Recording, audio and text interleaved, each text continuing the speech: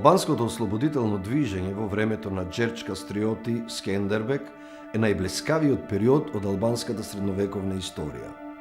Борбата на албанскиот народ против османлиските завојувачи по нејзиното значење ги надминува границите на албанската национална историја, затоа што Скендербек со неговата херојска борба против турците османлии и дал белег на неговото време. Кога цела Европа треперела од турската опасност, тој релативно долг период го забавил нивното продирање во Европа.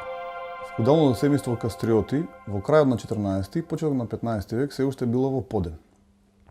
Него ќе го прослави представникот на третата генерација, познат како Скендербек. Имено, најзначајните изворни информации се поврзани токму со животот и делото на Скендербек и се однесуваат на целото семејство. Така, во генеалогијата која што е напишана од Јован Музаки, кој што е соборец и современик на Кастриот, од втората половина на 15-тиот век, кој што пребегнал во Италија, се даваат изворни информации за семејството на Скендербек. Неговиот дедо е познат како Пал Кастриот и тој имал имоти во пошироката околина на Дебар. Долен Дебар, денешна Пешкопеја во Република Албанија. Според овој изворен податок, дедото на Скендербек поседувал само 2 села, што говори дека бил минорен локален феудалец. Тури подоцна ова семејство ќе ги прошири своите имоти и во територијата на Горен Дебар, денешен Дебар, Република Македонија, бидејќи според една повелба која што ја издава таткото на Скендербек Иван во албанската историографија познати како Џон Кастриот, за Светогорскиот манастир Хилендар, се наведува дека имаат имоти 2 села во Горен Дебар. Кастриотите биле едно од попознатите албански феудални семејства. Нивното име, како и на поголемиот број албански феудалци од тоа време, произлегувало од местото од кое доаѓале. Така, кастриотите потекнуваат од местото Кастрат во областа Хас, североисточна Албанија. Како феудалци, кастриотите немале долга традиција. Според една генеалогија на албанскиот благородник Ѓон Музака, современик и соборец на Скендербек и добар познавач на албанските великодостојници, дедото на Скендербек се викал Пал Кастриоти и ги имал во феудално владење селата Сиња и Гарди и Поштем, што се наоѓале во долината на Дрим, односно во околината на Долен Дебар, денес Пешкопеја. Ѓон Кастриоти бил женет со Војсава, керка на владетелот на Полог.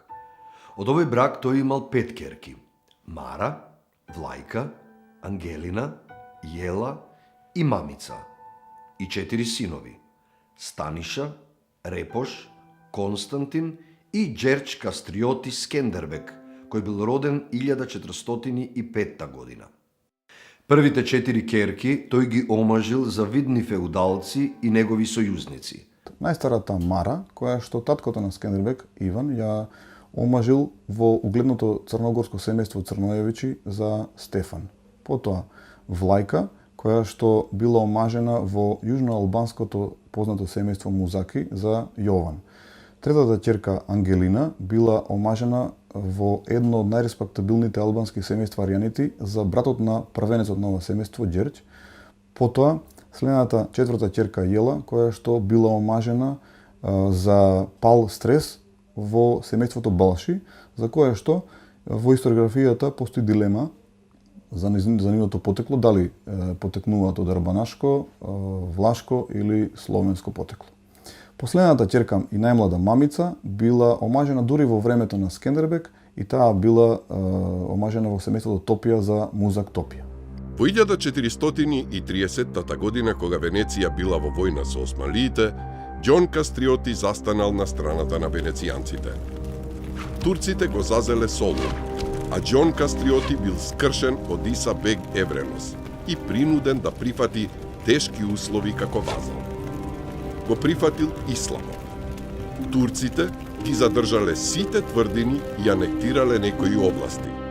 Морал да плаќа годишен данок и да војува за турците. И најтешкиот услов – да ги даде сите 4 сина во султанскиот двор како заложници, меѓу кои и Джердж Кастриоти Скендербег. Иако биографите на Скендербег велат дека тој како млад е одведен во заложништво кај султанот и таму е воспитан во исламски дух, сепак од други документи, пред се венецијански, дубровнички, хилендарски и други, се гледа дека Скендербег до 1430 година е кај неговиот татко заедно со другите браќа, бидејќи се спомнува во многу документи.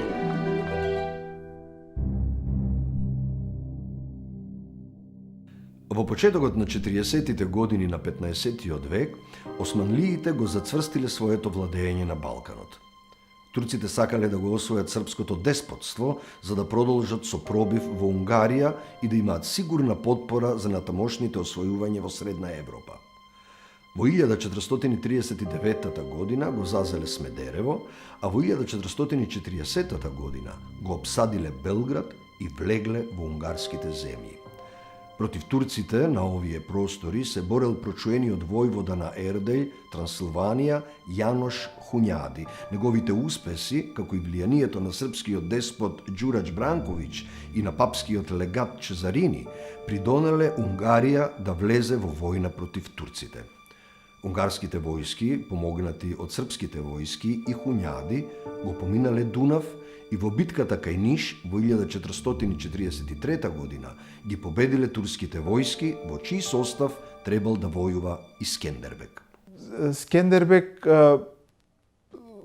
се одметнува од османлиската армија после поразот на османлиите во 1443 година кај Ниш од страна на Јанош Хуњади, на унгарскиот војсководец Јанош Хуњади.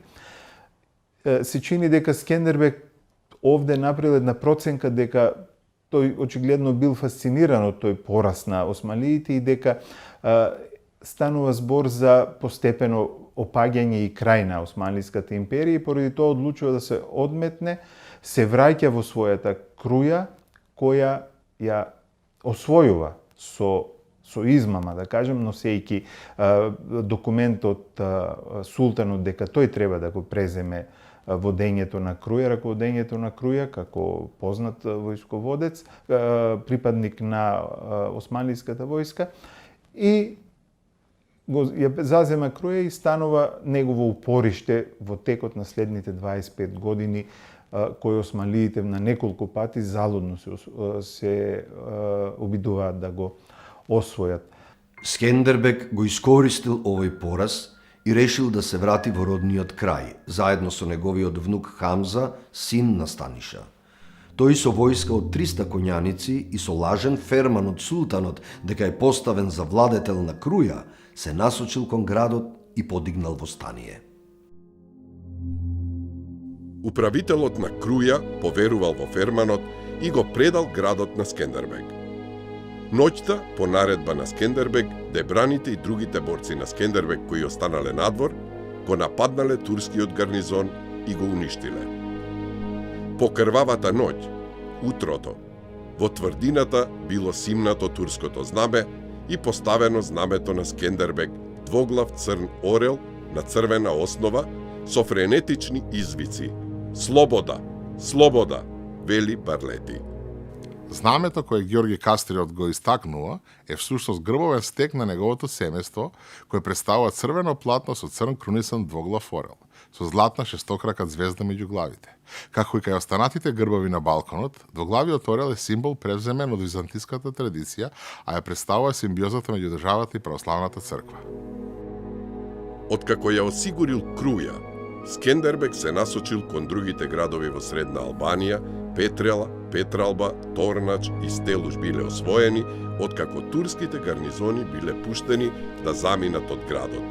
Само Светиград останал и не се предавал.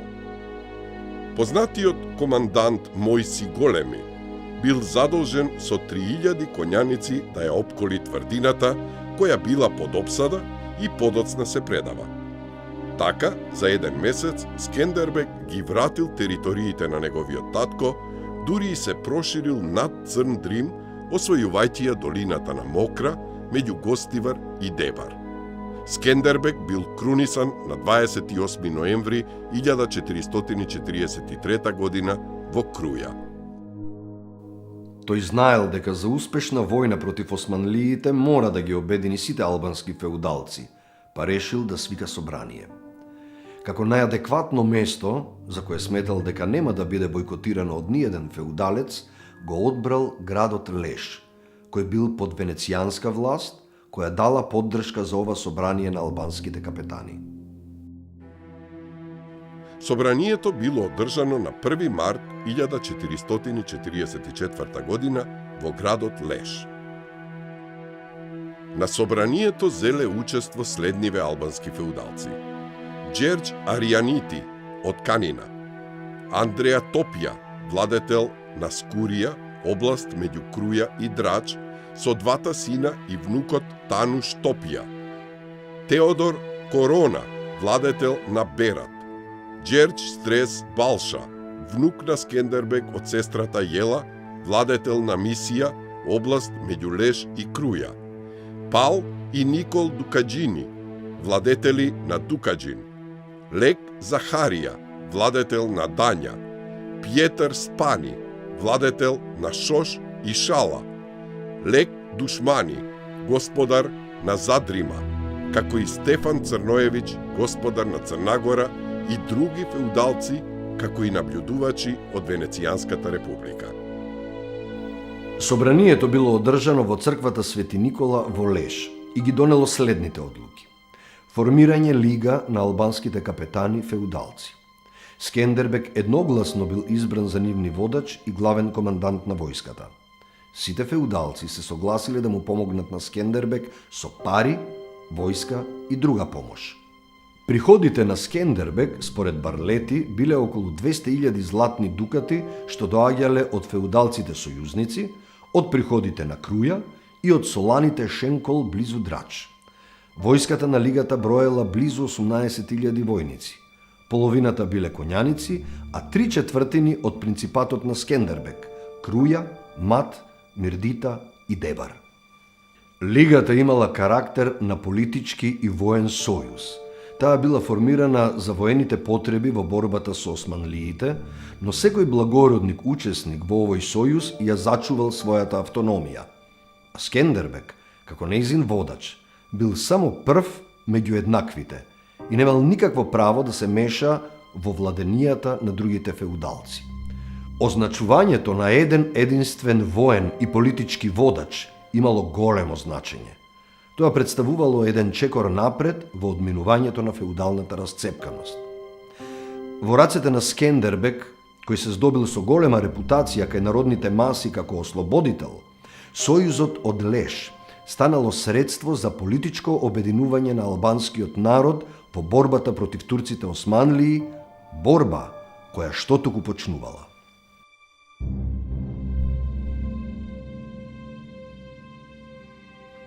Во местото Торвиол, близу Долен Дебар, денес Пешкопеја, се одиграла првата битка меѓу востаниците на Скендербек и турските војски на Али Паша на 26 јуни 1444 година.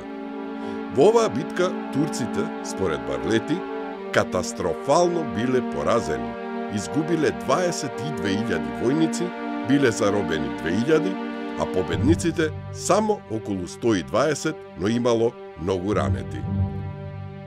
Ноли пак дава пореални бројки.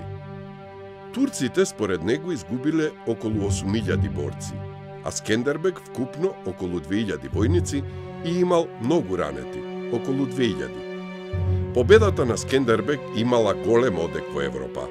Во дворот на Скендербек пристигале пратеници од Венеција, Неапол, Дубровник, а папата Еуген Петти, поттикнат од оваа победа, побарал од христијанските земји, пред се од Унгарија, Венеција, Дженова и другите земји, да организираат крстоносен поход во кој би бил вклучен и Скендербек.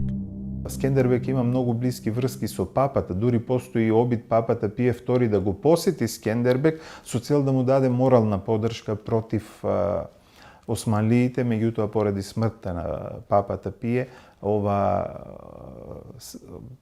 се одложува оваа посета на папата. Неговото дело многу брзо се зачуло веднаш по првата победа, која што е 1444 година.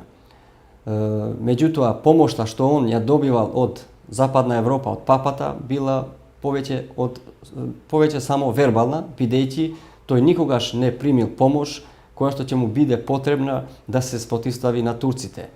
Неговата армија во најдобри услови имало до 30.000 војници, од кои што поголемиот дел од нив биле конјаница. Од запад добивал некогаш помош од Венеција, од папа, од неаполската држава, меѓутоа помошта никогаш не била доволна за да може повеќе време да се одолее на османските напади.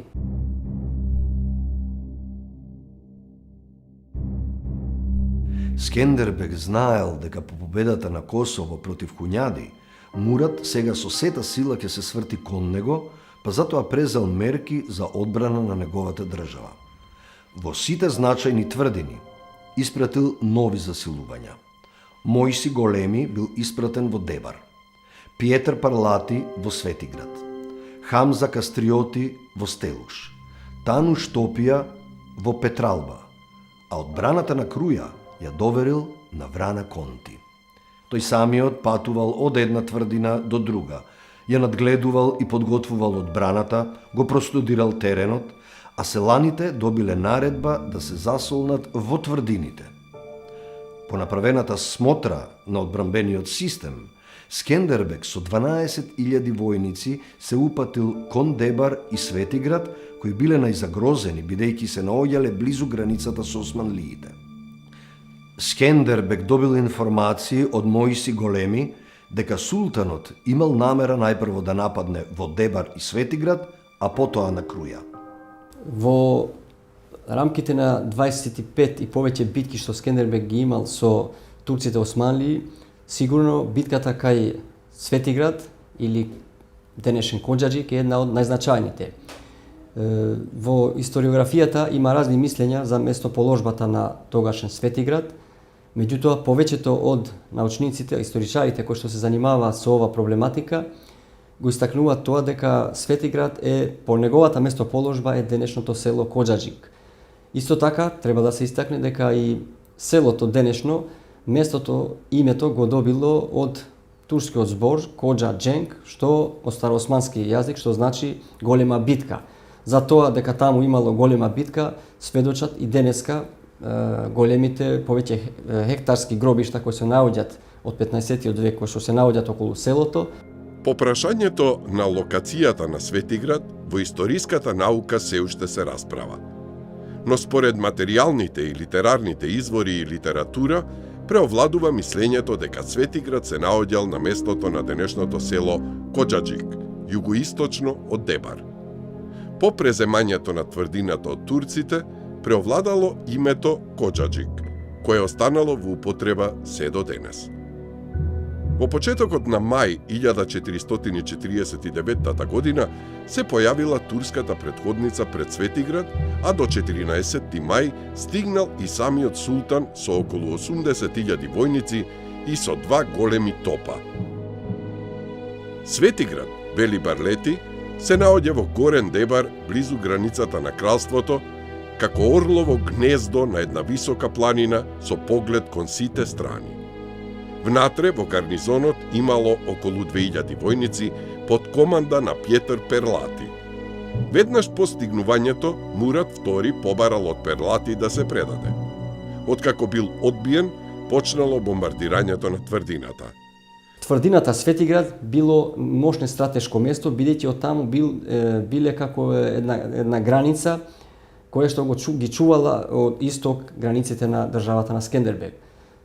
Тие биле, значи, на исток прва исторена положба кон османлиските војски, па така што таа тврдина било трн на око на османските султани, па Мурат II решил да изврши поход кон таа тврдина и 1449 година во мај ја обсадил тврдината со над 80.000 војници.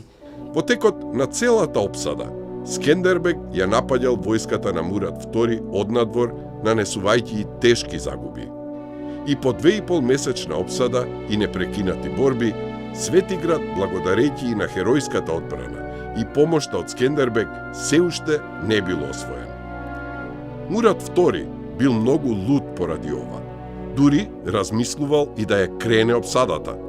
Но според Барлети, разбра за тоа дека овие луѓе никогаш не би ја предале тврдината пред сила. Тој нашол начин како бранителите би ја предале тврдината без борба. Еве како го опишува тоа Барлети. Градот беше планински и изграден на врвот на еден многу висок гребен, без ниеден извор на вода внатре, но и без ниедна река во близина која би се користела. Имаше само еден бунар, изграден во средината на градот за употреба, особено во воени услови. Горен Дебар е планинско место и остро, но многу плодно.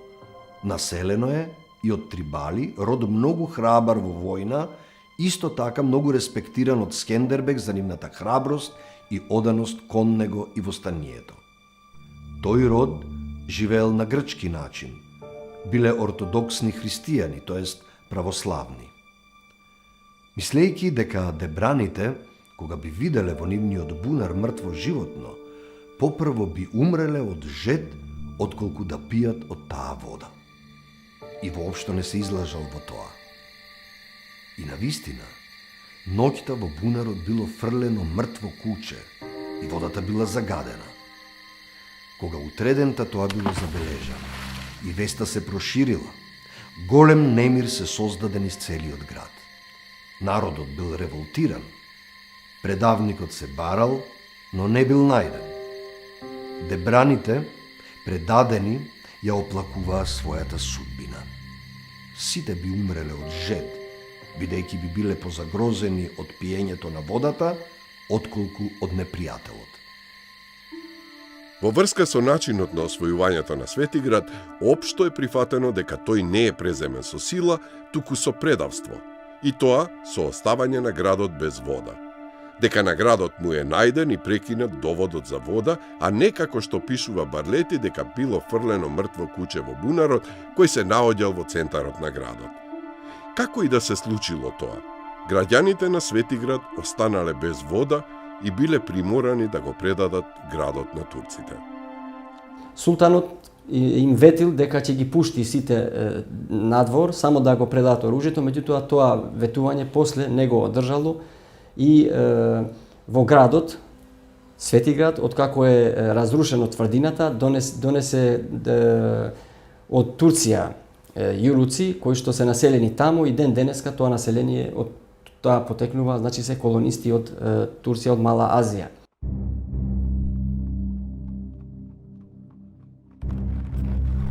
Пролетта 1450 година Мурат II собрал голема армија која броела околу 100.000 војници. Инаку, кај Барлети е многу поголема, но оваа бројка е потврдена и од други извори. Еве како се изразува Барлети за почетокот на походот и бројот на војниците. Мурат собрал повеќе од 160.000 војници, голема комора, трговци, занаетчи и друго, бидејќи ја знаел позицијата на градот и тоа дека обсадата подолго ќе трае, а овој пат имал вистинска намера да го освои. Мурат, кон средината на мај 1450 година, навлегол во Албанија. Барлети неговото навлегување го опишува вака. И така, конјаницата на тиранот Мурат влезе во областа без да најде на никаков отпор и влезе во Крујанската област без никакви проблеми. И таму, откако ги погледнал сите страни на градот и околината, за да избере место за својот камп и откаде би било подобро да се нападне тврдината, го постави кампот во Тирана. 4 дена поред било биено со топови на тврдината, додека нејзините цидови не почнале да се уриваат и се отворило едно место за обсадната војска да навлезе во неа. Тогаш султанот Мурат II наредил да се изврши општ напад на тврдината, мислејќи дека таа ќе падне многу лесно. Меѓутоа, само што турците го почнале нападот и изгледало дека лесно ќе влезат во Круја, Скендербег со дел од неговите 8000 борци од планината Туменишт го нападнал османскиот камп, нанесувајќи им тешки загуби. Убиле повеќе од 600 турски војници. Го запалиле кампот и се поплекле. Турската комора за снабдување, која броела околу 20.000 турски војници, биле цело време напаѓани од Скендербег, кој бил надвор од тврдината, а тврдината ја командувал прочуениот негов командант Врана Конти. Во текот на целиот период на обсадата на Круја, која трајала повеќе од 5 месеци, бранителите пружале херојски отпор. Откако обсадата се раздолжила, а веќе почнале јесенските дождови, Мурат II решил да ја крене обсадата и да се врати во Едрене. Оруџовата хроника вака го опишува Муратовиот неуспешен поход на Круја. Потоа Султан Мурат презеде поход против Јовановите земји. Нападна на Круја, но не можел да ја освои и се врати во Едрене и таму се задржа. Овој настан е датиран од турските хроники во 853 година по Хиџра, или 1450 година. На 26. октомври, султанот Мурат II ја кренал обсадата на Круја и се вратил во Едрене, каде во јануари 1451 година умрел. Веста за неуспешниот поход на Мурат II на Круја одекнала како бомба низ цела Европа. Сите во еден глас го нарекувале Скендербег генерал на векот. Папата Никола V, унгарскиот крал, неаполскиот вице-крал, бургојнскиот дука и Дубровник испратиле своји амбасадори за да му честитат на Скендербег за победата со подароци и ветувања за понатамошна помош. Ѓерѓ Аријанити му испратил подароци, но и го потсетил дека тој се обврзал да се ожени со неговата ќерка Доника, откако ќе помине турската опасност. Скендербег достигнал врв на неговата слава, големина и радост. Ова беше една утеха за големите страдања и страдањата кои допрва следеле, бидејќи турците со кревањето на обсада не го кажале последниот збор во Албанија.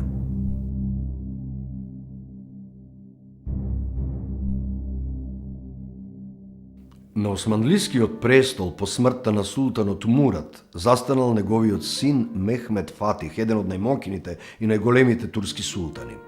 Според Фан Ноли, меѓу Мурат и Скендербег постоела известна надеж за мир, но меѓу Мехмед и Скендербег немало никакви шанси за мир, туку престоела борба на живот и смрт. Мирот најмалку би можел да го прифати Мехмед II, кој сонувал од една страна да го освои Цариград, денешен Истанбул, а од друга страна Рим. Скендербег му стоел на тој пат. Освен тоа, Мехмед II мислел само како да се освети за неуспешната обсада на Круја во 1450 година, кога тој го придружувал неговиот татко. Скендербег бил свесен дека предстојат поголеми и поопасни судири со турците, откако Мехмед II дојде на власт. Тој исто така знаел дека без странска помош, како финансиска, така и воена, не ќе може да се спротивстави на една од најмоćните армии во тоа време.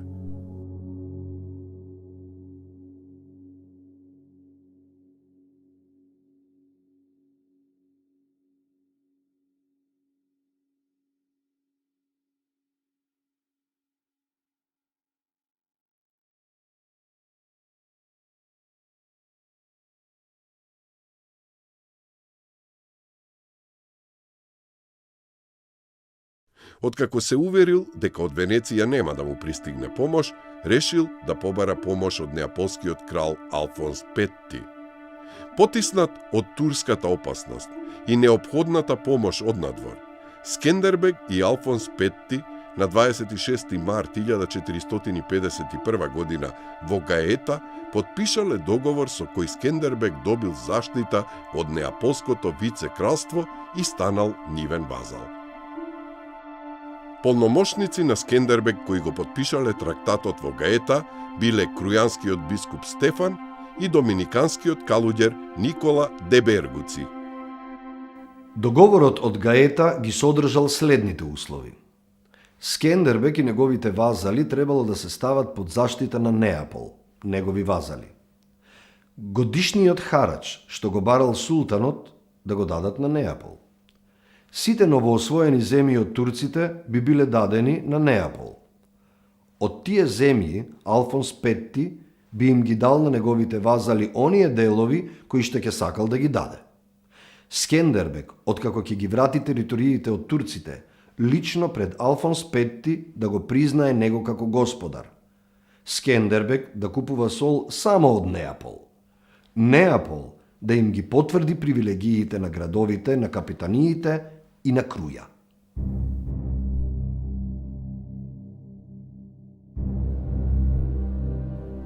Во 1456 година на Скендербек му се родил син кој го добил името по неговиот дедо, Џон Кастриоти.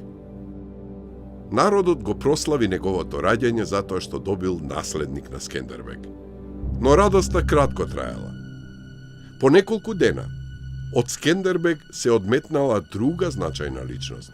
Неговиот внук Хамза Кастриоти, кој по раѓањето на синот на Скендербек ја изгубил надежта дека тој ќе го наследи. Хамза отишол во Истанбул и се ставил на располагање на султанот Мехмед II против неговата татковина и неговиот роден чичко.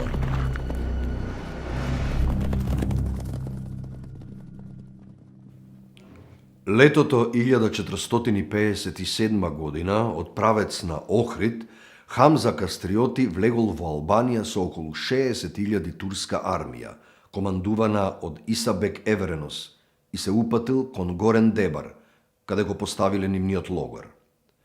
Скендербек со војска од околу 11.000 војници, 6.000 коњаници и 5.000 пешаци се стационирал на албанското крајбрежје, близу градот Лисос, Леш. Скоро цела Албанија паднала во турски раце, освен тврдините Круја, Петрела, Стелуш и други. Откако бил решен еден спор со Венеција и откако добил помош од сојузниците од околу 5000 војници, Скендербек се одлучил да употреби нова тактика. Знаејќи го фактот дека Хамза Кастриоти го знае теренот многу добро, тој како да се исплашил од турците, а се повлекол до границата со Венеција близу морето кај градот Леш. Хамза Кастриоти најпрво помислил дека ова е уште еден маневар на Скендербек. Но кога по неколку недели увидел дека војската на Скендербек не прави никакво движење, се убедил дека тие навистина се уплашиле и побегнале во Леш. Поради тоа, турската војска, која била во исчекување, се дала во грабеж, а попуштила и воената дисциплина. Нивниот камп се наоѓал во Албуленското поле, близу реката Мат, северозападно од Круја, а западно од планината Туменишт, близу Јадранскиот брег. Скендербек ја поделил неговата армија на 3 дела. Едниот под команда на Мојси Големи, другиот дел под Ѓон Стрец Балша и Пјетар Емануели и третиот дел под негова команда. На 2 септември 1457 година напладне, во многу запурен ден, ги нападнале турците од сите страни. Турските војски биле опуштени и неспремни за борба. Нивните коњи биле неседлани, додека командантите се советувале за тоа дали да чекаат уште во Албулена или да ја нападнат Круја. Турците се бореле колку што можеле, давајќи голем отпор, иако не успеале да се консолидираат до крај. На бојното поле турците оставиле околу 20.000 мртви, а Хамза Кастриоти бил заробен од Захари и Кропа. По победата кај Албулена, папата Каликс III му испратил на Скендербек помош од 5000 дукати и едно писмо, каде го фалел Скендербек до небо. А на 23 декември 1457 година го наименувал за главен командант на Светата алијанса против турците. Хамза Кастриоти, кој бил заробен, бил интерниран во Неапол кај Алфонс Петти. Во 1462 година Скендербек со својата војска по покана на неаполскиот крал Фердинанд престојувал во Италија, каде му помогнал на кралот наследник на Алфонс да го зачува престолот и да им го даде завршниот удар на другите барони, потпомогнати од французите.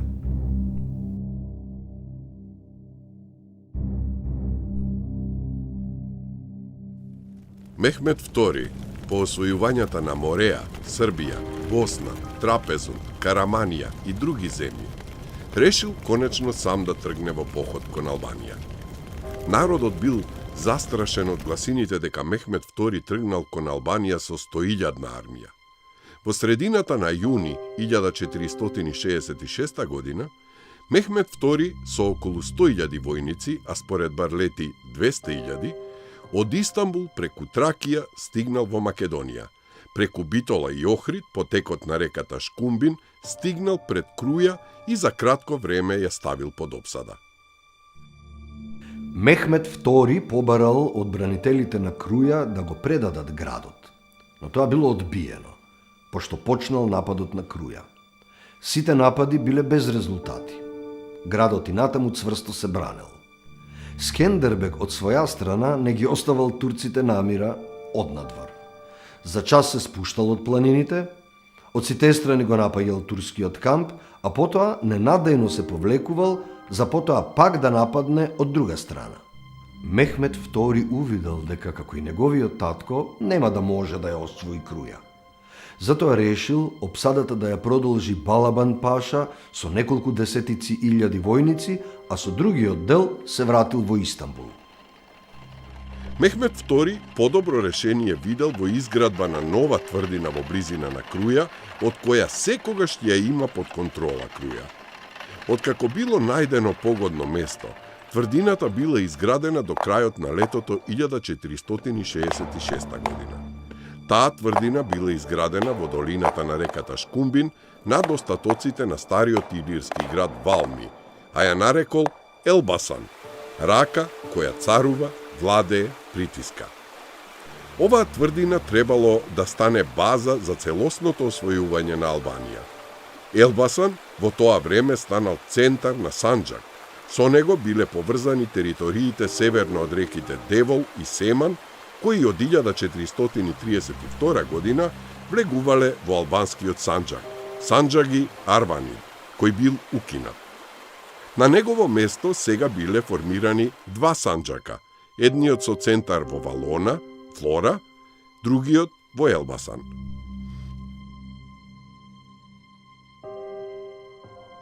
За време на походот на Круја, Мехмет II направил пустош низ целата територија на Албанија.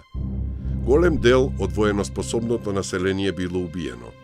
Голем број жени и деца биле однесени во робство, за што сведочат византискиот хроничар Критобул и турските хроничари, венецијански документи, Барлети и други. Поради тоа, ситуацијата во Албанија се влошила, а Скендербег имал голема потреба од помош однадвор. Поради тоа, решил да отиде во Италија и лично да бара помош од Фердинанд и папата. Во Рим стигнал на 12 декември 1466 година. Таму бил пречекан со големи почести како бранител на христијанството. Бил примен од папата Павле III. Скендербег на папата и кардиналите им укажал на турската опасност за Италија и цела Европа и тоа дека биле потребни итни акции за да се спречи во нивни раце да падне цела Албанија, а со тоа непосредно да бидат загрозени Неапол и папската држава. Папата во една верска церемонија пред сите кардинали и дворот му подарил на Скендербег благословена сабја и шлем, а му подарил и помош од 7500 дукати, од кои еден дел веднаш, а другиот дел ќе го прател во Албанија подоцна. Од Рим Скендербег отпатувал за Неапол, каде побарал помош од кралот Фердинанд. Од него Скендербег добил 1000 дукати, голем број намирници и друг материјал. Оттаму планирал да отпатува за Венеција, но времето било драгоцено и се вратил во Албанија. Во меѓувреме на Скендербег му дошол на помош командантот на Скадар, Јозеф Барбаро, со војници доброволци, италијански крстоносци и албанци од венецијанските градови во Албанија. Со оваа помош, војската на Скендербег достигнала 13.000 војници. Тие се упатувале кон Круја. На пат кон Круја, во април 1467 година, го победиле Балабан Паша, кој загинал во борбите. Дознавајќи за поразот, султанот Мехмед II, доста разлутен, презел веднаш нов поход на Албанија. Во август 1467 година, повторно, со голема војска ја опсадил Круја по трет пат. Откако безуспешно се обиде да ја освои, дел од војската оставил да ја продолжи опсадата, а со дел од неа пустошил по Албанија. Биле нападнати и Скадар и Драч, но не биле освоени. Меѓутоа, во ова пустошење и плячкосување во Албанија, тој изгубил многу војници. Увидувајќи го тоа, и откако ја уништил тврдината Чиврил на Јадранот, која се уште не била завршена, се вратил во Истанбул. Овие два неуспешни обиди на Мехмед II со огромна армија да ја покори Албанија, за Скендербег биле две блескави победи, но земјата била опустошена од постојаните војни. Турците и натаму цврсто ги држеле Модрич, Берат, Светиград, а сега и Елбасан. Железниот обрач околу Круја се повеќе се стеснувал. Било само прашање на време кога турците ќе продолжат со освојувањата.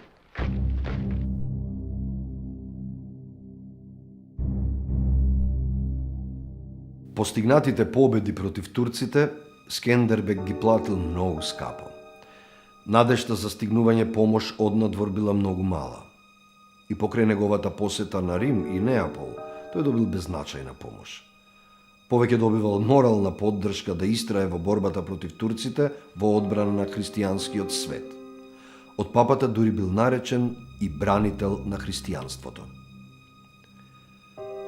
Увидувајќи ја ваквата тешка ситуација, тој решил да го повика собранието на капетаните во градот Леш, кој се наоѓал под венецијанска власт. По свикувањето на собранието, и самиот отишол во градот Леш. Тој имал намера од сојузниците и од Венеција да побара помош за борбата против турците. Но таму Скендербег се разболел од треска и легнал на смртна постела.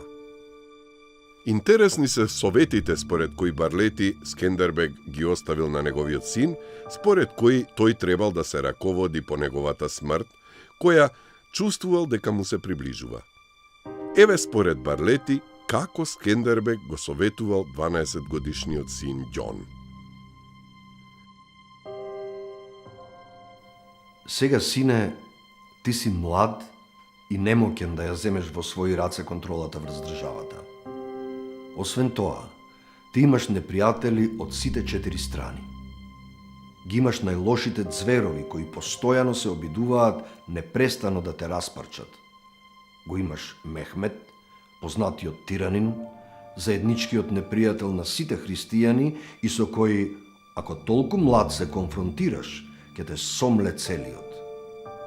Затоа, откако ќе му ги затвориш очите на твојот мртов татко и ќе го покопаш неговото тело, веднаш заминувај со мајка ти во Дања, која е под Венеција, и остани таму додека не пораснеш и станеш полнолетен и способен за водење на државата. Но откако ќе пораснеш, оди во Венеција, под чие водство сега јас ја оставам државата, со цел после да ти ја врати. Меѓу мене и Дубровник има многу договори. Со такви услови, тие да те одбранат тебе и твоето царство. За нивната доверба да немаш ни малку сомневање. Тие се, да не се лути некој што ќе го кажам ова, единствените од христијанските владетели во кои имам доверба.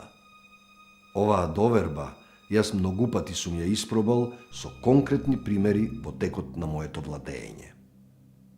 По смртта на Скендербег, неговиот син и неговата вдовица Доника ја напуштиле Албанија и отишле во Неапол. Фердинанд ги зел под негова заштита, за што сведочат многу документи.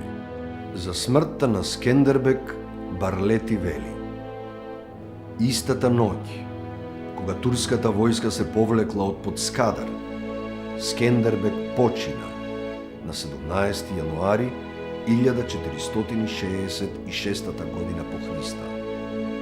Се вели дека Скендербег умрел на 63 годишна возраст во 24-та година од владењето, а почнал да владее на 28 ноември 1443 година. Скендербек е еден од најзначајните војсководачи кои успееле да направат едно востание против османлиите кое траело со неколку децении. Скендербек како личност е исто така уникатна личност во поглед на тоа дека тој станува национален херој на една нација, а неговите активности се во класичниот османлиски период. Речиси не постои на Балканот таков пример кој се спротивставил на османлиите за периодот на нивното освојување, а кој останал долго да живее во меморијата на одреден народ и потоа да прерасне во национален херој. Таков е случајот со Скендербек, кој е најголемиот и без никаква конкуренција национален херој на албанскиот народ. Скендербек сигурно е еден од најпознатите водачи на албанското ослободително движење од нејзиниот почеток па до денешни дни. Тоа се должи посебно на неговото дело, на неговото востание во 15-тиот век, поточно од 1443 година до 1468 година, а неговото дело по обемот ги поминува и албанските национални граници и е прочуено по целиот свет. Тој е национален херој на албанците, тоа не е спорно, меѓутоа треба да се има предвид дека во неговата војска во востаниците не учествувале само албанци, дека добар дел од нив биле од словенското македонско население, дека имало и власи, дека имало и грци. Од целокупното тоа население што живеело на тој простор, односно од тоа христијанско население, речиси сите учествувале во неговата војска против османлиите, бидејќи во известна смисла тоа востание имало карактер и на верска војна, затоа што Скендербек бил единствениот христијанин кој го прифаќа исламот додека е во османлиската држава, додека ги поминува тие школи, меѓутоа кога се враќа во Круја и кога се одметнува од османлиската власт, тој се враќа кон христијанството. И тој на запад се смета за еден од најголемите христијански борци против ширењето на исламот на Балканот со освојувањето на Османлиската империја. И најголемата пропаганда на запад всушност е направена за Скендербек како историска, како моќна личност, е направена од страна на католичката црква. Поради тоа Скендербек во тој период објективно тој не е албански национален херој, тој е христијански херој. Тој е предводник на една христијанска заедница на тие простори кои се бори против ширењето на османлиската држава. Митот за Скендербек како национален херој е создаден подоцна преку литературата, преку пишувањата, преку подоцна и со формирањето на албанската држава, со неговото експонирање како вистински албански национален херој. Скендербек во текот на 25 годишниот херојски отпор, во над 20 поголеми и помали битки, и пркосел на една од најголемите светски армии во тоа време, Османлиската армија. Затоа, во европската традиција, делото на Скендербек добило широко признание, а со него албанското име се стекнало со конечен легитимитет. Од тогаш наваму, тоа име не се изгубило независно што албанските земји потпаднале под османлиска власт, под чија доминација останале 4,5 векови. Сепак, најголемото значење Скендербек ќе го има за самите албанци. Тие, по освојувањето на Албанија од страна на османлиите, кревале востанија во 1481, 1492, 1506, повикувајќи се на примерот на Скендербек и неговиот повеќе од 25 годишен херојски отпор кон османлиите. Црвеното знаме со црн двоглав орел, предложено од Исмаил Кемал, било усвоено како символ на модерната албанска држава со Декларацијата за независност од големото народно собрание во Валона, издадена на 28 ноември 1912 година. Албанците надвор од Албанија го користат истото знаме. Орелот како двоглав се наоѓа на грбовите на Албанија, Србија, Црна Гора, Русија, а како едноглав кај Австрија, Чешка, Полска и Германија.